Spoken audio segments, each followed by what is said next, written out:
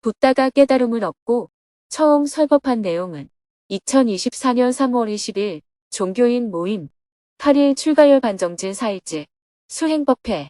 안녕하세요. 서울정토회관의 아침이 밝았습니다. 스님은 새벽 기도와 명상을 마친 후 민족의 화해와 평화를 위한 종교인 모임을 하기 위해 아침 일찍 평화재단으로 향했습니다. 목사님, 신부님, 주교님, 교령님이 모두 도착하자 다 함께 식사하며 모임을 시작했습니다. 식사를 마치고 회의실로 자리를 이동하여 본격적으로 대화를 나누었습니다. 먼저 스님이 얼마 전 필리핀 민다나오에 학교를 짓기 위해 답사를 다녀온 모습을 영상으로 함께 보았습니다. 영상이 끝나자 종교인분들은 스님의 JTS 구호 활동에 대해 많은 관심을 보였습니다. 필리핀 현지에서 협조를 안 해주면 어려움이 많을 텐데 스님은 그런 어려움은 없었습니까? 처음에는 어려움이 많았습니다. 학교를 지었는데 교육청에서 재정 부족으로 선생님을 안 보내주어서 학교 운영이 어려울 때가 많았죠. 그런데 20년이 지나고 지금은 필리핀 정부에서도 교육의 중요성을 알게 되어서 오히려 JTS에 학교를 지어달라고 요청을 합니다.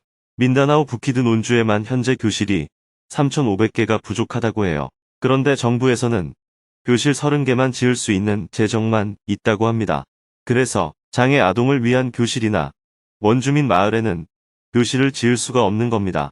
초창기에는 JTS가 장애 아동을 위한 교실이 필요하다고 교육청을 설득해서 학교를 지어주었는데 지금은 교육청에서 오히려 장애 아동을 위한 교실을 지어달라고 요청하고 있어요. 학교를 지어달라는 요청이 너무 많이 들어오니까 JTS에서도 감당을 할 수 없어서 학교 건축은 JTS가 물자를 지원하고 관청이 책임지고 해달라고 요청을 했습니다.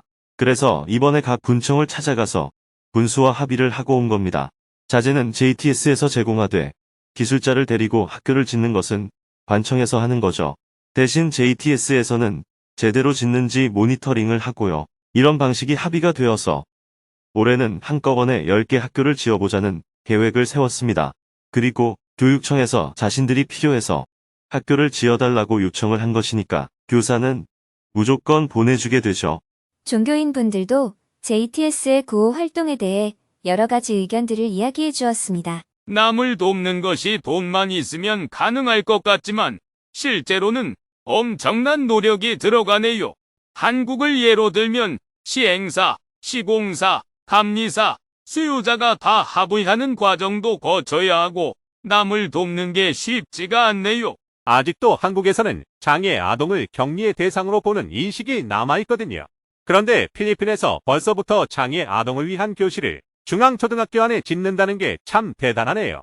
이어서 스님이 JTS가 가난한 사람을 도울 때 어떤 원칙을 갖고 사업을 진행하는지 자세하게 설명을 해주었습니다. 학교 건축에 대해 이야기를 나누다 보니 자연스럽게 신앙인들이 공동주택을 지어서 함께 사는 문제, 은퇴한 사람들의 노후 생활 등 다양한 주제로 대화가 번져나갔습니다. 성공회교, 기독교, 천주교, 천도교의 각자의 상황을 이야기하다 보니 어느덧 2시간이 금방 지나갔습니다. 다음 모임에서는 4월 총선 결과와 이후 한반도 평화와 통일을 위한 종교인 모임의 역할에 대해 의논하기로 하고 모임을 마쳤습니다. 스님은 종교인분들을 배웅한 후 수행 법회 생방송을 하기 위해 3층 설법전으로 향했습니다. 오전 10시부터는 정토회 회원들이 모두 화상회의 방에 입장한 가운데 수행 법회 생방송을 시작했습니다. 먼저 지난주에 스님이 베트남을 방문하고 온 결과를 설명한 후 그 모습을 영상으로 함께 보았습니다. 영상이 끝난 후 바로 법문이 시작되었습니다. 오늘은 8일간의 출가열반 정진 기간 중 4일째입니다. 정진을 시작한 이후 어제까지 스님은 부처님의 출가, 수도, 성도까지의 과정에 대해 설명해 주었습니다. 오늘은 부처님이 성도를 이룬 후 처음으로 교화 활동을 시작하는 부분에 대한 법문이 이어졌습니다. 부처님께서는 깨달음을 얻으신 후에 몸과 마음이 편안해진 상태에서 세상을 환하게 바라볼 수 있었습니다. 들뜬 즐거움의 기쁨도 아니고 마음이 가라앉은 침묵도 아니고 마음이 고요하고 잔잔한 가운데 밝음이 있는 상태로 49일간 깨달음의 기쁨을 즐겼다고 경전에 묘사되어 있습니다. 그리고 이 법렬의 기쁨을 함께 나눌 사람을 생각했는데 가장 먼저 떠오른 사람이 자신을 바르게 이끌어 주었던 스승님들이었습니다. 그러나 그분들은 이미 돌아가신 상태였습니다. 두 번째로 떠오른 사람은 자신과 함께 6년간 수행 정진한 옛 5명의 도반이었습니다. 그들은 바라나시 성 밖에 노기아원에서 정진하고 있었습니다. 부처님께서는 자리에서 일어나 그들을 만나러 보름 동안 천천히 걸어서 노기아원에 이르렀습니다.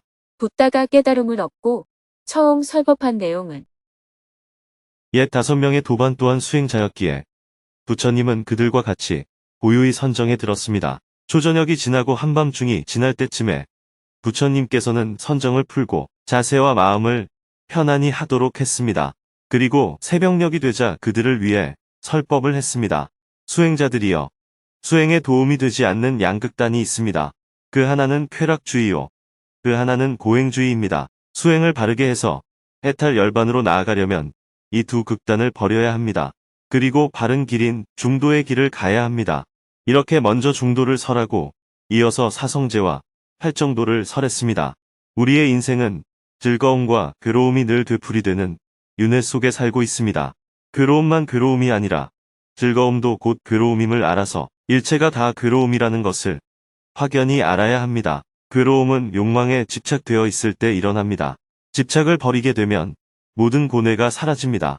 그러나 우리는 자신도 모르게 집착해서 괴로움이 발생하기 때문에 항상 깨어 있어야 합니다.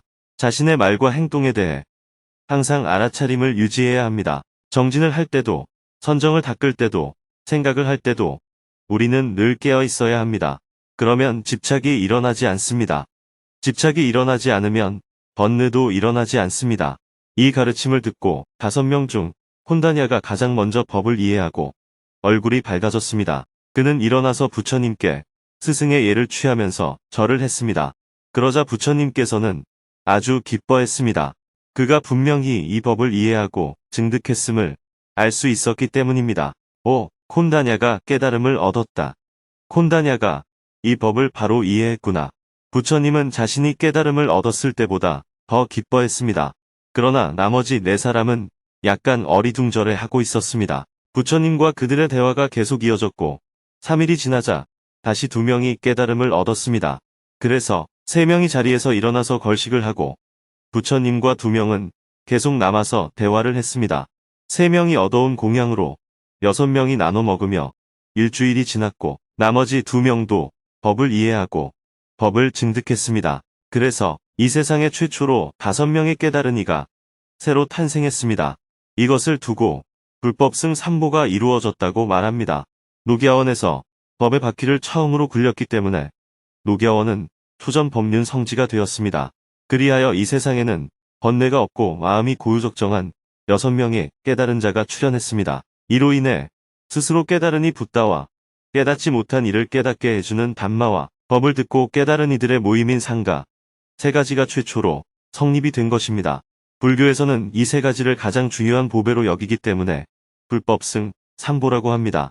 자, 이제 전법의 길을 떠나거라.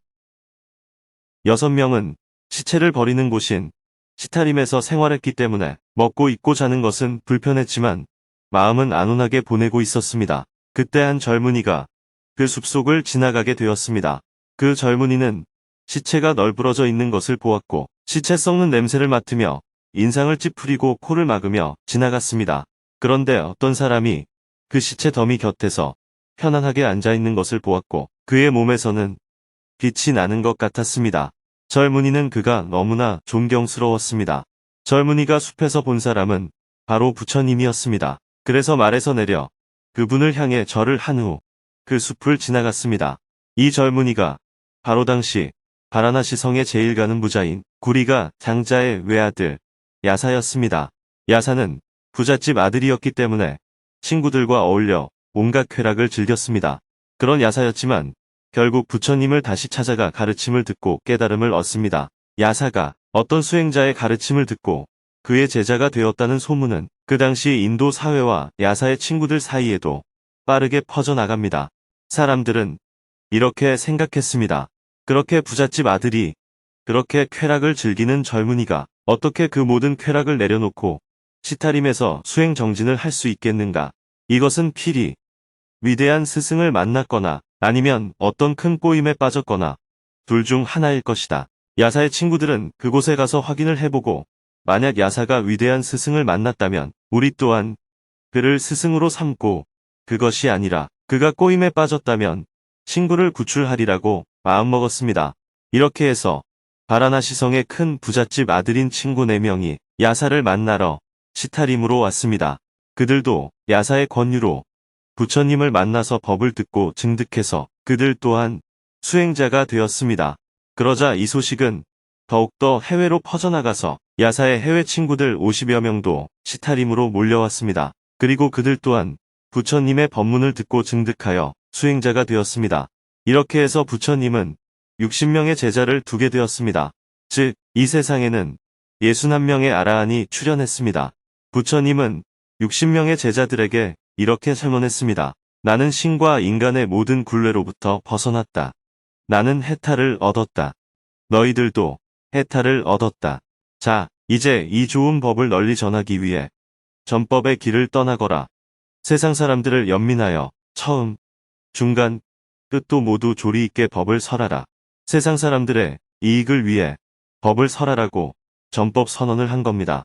이렇게 전법 선언을 한 후 부처님도 우르벨라 촌으로 가서 교화 설법을 하겠다고 말씀하셨습니다. 그리고 부처님께서는 바라나시를 떠나 본인이 수행 정진하고 깨달음을 얻은 우르벨라 마을로 돌아왔습니다. 부처님은 우르벨라 가섭도 교화하고 그의 동생인 나디 가섭과 가야 가섭도 교화를 했습니다. 이렇게 해서 우르벨라 가섭 삼형제와 1000명이 부처님의 제자가 되었습니다. 부처님은 1000명을 가야산 아래에 모아서 설법을 했습니다. 여러분들은 밖으로 섬기는 불을 모두 껐다. 지금까지는 그 불을 섬기고 제사를 지냈는데 이제 그 불은 다 꺼졌다. 그러나 아직 마음속에 있는 탐욕의 불, 성냄의 불, 어리석음의 불은 꺼지지 않았다. 그러니 부지런히 수행 정진해서 탐진치 삼독의 불을 꺼라.